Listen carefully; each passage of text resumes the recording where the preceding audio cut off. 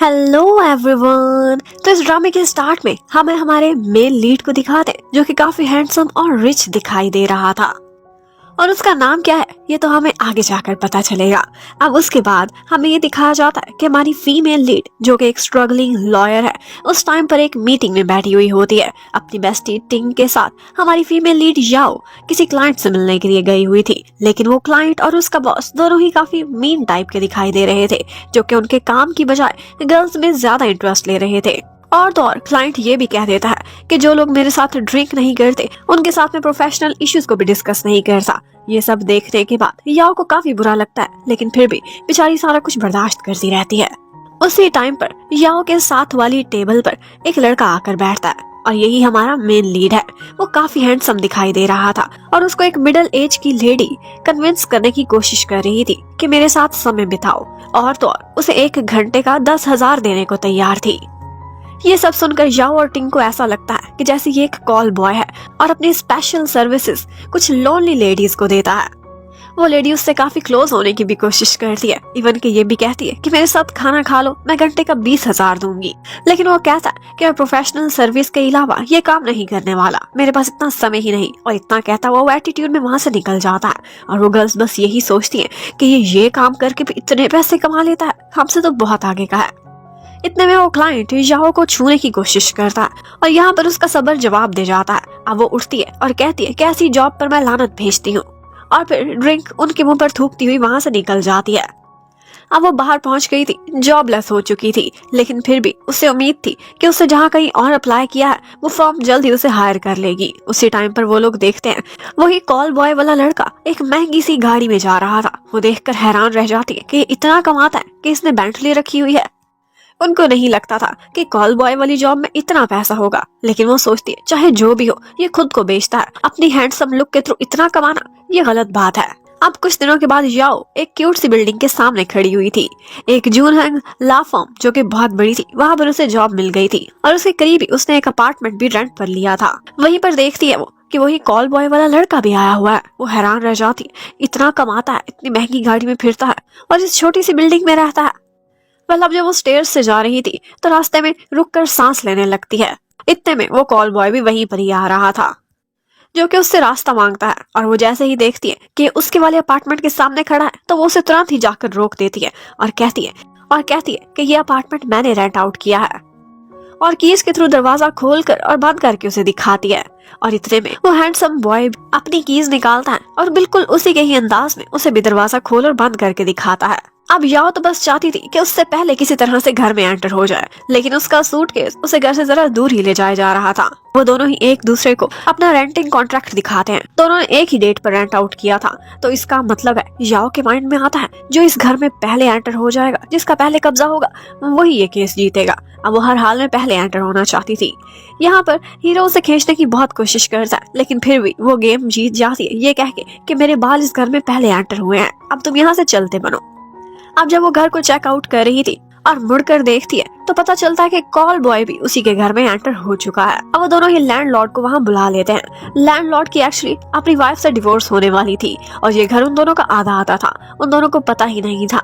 और एक से वाइफ ने कॉन्ट्रैक्ट कर लिया था रेंट देने का, और दूसरे से हस्बैंड ने। अब यहाँ पर याओ उसे थ्रेटन करने की कोशिश करती है, कहती है कि मैं जूनहैंग लॉ फर्म में काम करती हूँ, और पता है वहाँ मेरा बॉस कौन है? Xiao Hang. वो इस शहर का सबसे मशहूर और महंगा लॉयर है, मैं उसकी असिस्टेंट बन रही हूँ। पता है वो मेरे पीछे ऐसे फिरता है कि जैसे मुझे अपनी गर्लफ्रेंड बनाना चाहता है, ये तो मैं ही उसे इग्नोर करती हूँ।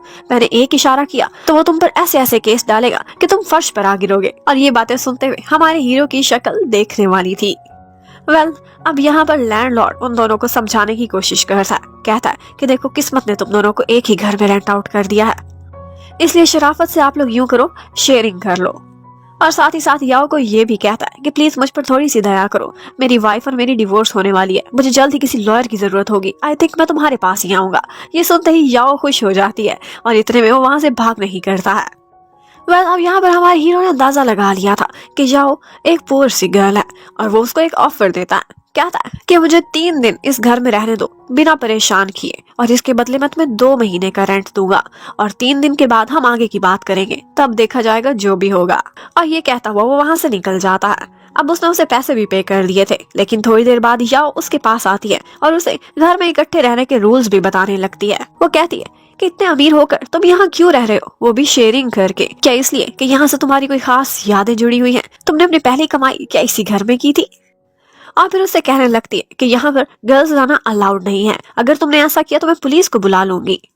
और साथ ही साथ उसे भाषण भी देने लगती है। बेशक तुम हैंडसम हो, गुड लुकिंग हो, चार्मिंग हो, लेकिन अगर इसको तुम यूज करोगे पैसे कमाने के लिए तो बूढ़े होकर क्या करोगे? तुम अकेले रह जाओगे, और वैसे भी लीगली ये सारा कुछ ठीक नहीं है। कल को अगर तुम्हारा क्रिमिनल रिकॉर्ड निकल आया ऐसी उल्टी सीधी हरकतें करने पर, तो तुम्हारा फ्यूचर बर्बाद हो जाएगा। अब ये बातें सुनकर वो हैरान रह जाता है और साथ ही साथ अपना फोन निकाल लेता है और कहता है, बोलो और जितना भी बोलना है, मैं तुम्हारे पर डेफेमेशन का केस कर दूंगा। अब ये सुनते ही वो वहाँ से भाग जाती है। अब थोड़ी देर बाद वो उसके कमरे में जाकर झांकती है तो पता चलता है कि उसने अपने कमरे को कुछ इस तरह का सेट किया है कि वहाँ पर किसी इंसान के रहने की कम और आत्मा के रहने की कुछ ज्यादा निशानियां दिखाई दे रही थी। उसे ये भी शक होने लगता है कि कहीं ये लड़का ब्लैक मैजिक तो नहीं करता, उसके कमरे में इस तरह की चीजें थी। अब वो यही सोचने लगती है कि कहीं मुझे इसने बलि तो नहीं करना, शायद ये रात को कोई इवल स्पिरिट्स को ना बुला ले। ये सोचते ही वो डर जाती है और तुरंत ही जाती। यही कहना चाहती थी कि अपने पैसे वापस लो और यहाँ से निकल जाओ, लेकिन यहाँ पर वो उसे फोन पर बातें करते हुए सुनती है। कोई लेडी वीडियो कॉल पर उससे बातें कर रही थी। वो लेडी तो काफी फ्लर्टी टाइप की लग रही थी, लेकिन हमारा हीरो उसे काफी सारे लीगल मशवरे भी देता है। और उसका इतना सारा लीगल नॉलेज सुनकर याओ जो कि लॉयर थी वो भी हैरान रह गई थी। इतने में वो तुरंत ही दरवाजा खोलता है और उससे कहता है कि तुम मेरी बातें चोरी चोरी सुन रही थी। याओ कहने लगती है कि देखो तुम मुझे एक भले इंसान लगते हो, तुम्हें तो इतना सारा नॉलेज भी है, तो तुम वो गंदा काम छोड़कर कुछ अच्छा काम करो। क्यों ना जुडिशियल एग्जाम देकर देखो, ताकि तुम भी इज्जत की रोटी कमा सको।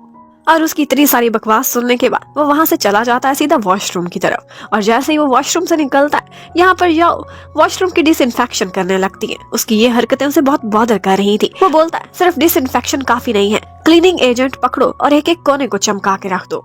इतने में वो अपने कमरे में जाता है तो हमें पता चलता है जब उसके फ्रेंड वो जून की उसे कॉल आती है। एक्चुअली उसका फ्रेंड जून और साथ में हमारा हीरो जिसका नाम चियाओ हैंग है, इन्होंने मिलकर एक लीगल फर्म बनाई थी बहुत सालों पहले, और उस फर्म का नाम इन्हीं के नाम पर जून हैंग लॉ फर्म था, जहाँ पर याओ काम करने वाली थी। और अपने बॉस चियाओ हैंग को लेकर जो उसने बड़ी बड़ी बातें की थी वो यही वाला चियाओ था।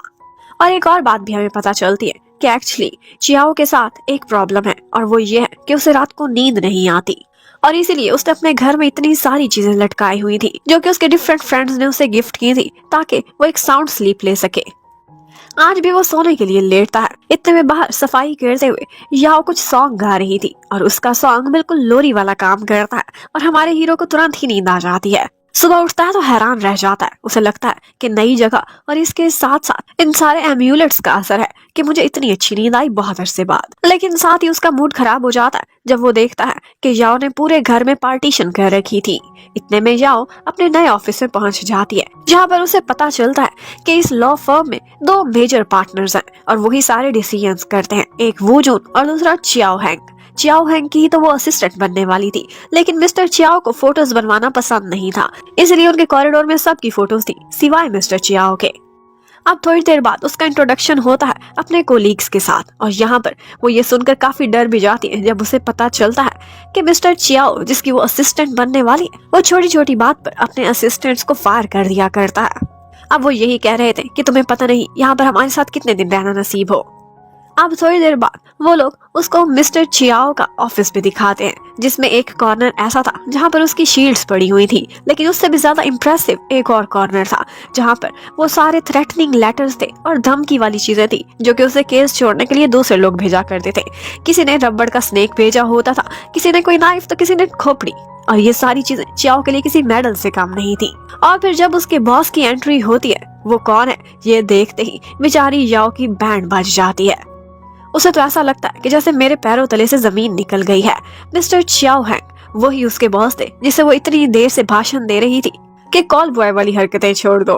और इसीलिए तो चियाओ ने उसे कहा था कि 3 दिन के लिए हम कोई डिस्कशन नहीं करेंगे, क्योंकि ऑफ कोर्स उसके बाद उसे पता चल जाना था कि ये मेरा बॉस है और वो उसे घर से निकालने की हिम्मत भी नहीं कर सकती थी। अब यहाँ पर याओ से सॉरी करती है और वो उससे पूछता है कि मेरा ये इमेज तुम्हारे सामने कैसे बना कि तुम मुझे कॉल बॉय समझती थी। वो बताती है कि जब मैं एक रेस्टोरेंट में बैठी हुई थी तो उसके पीछे आपको मैंने बातें करते हुए सुना था और एक लेडी आपको एक एक घंटे के कितने कितने पैसे ऑफर कर रही थी।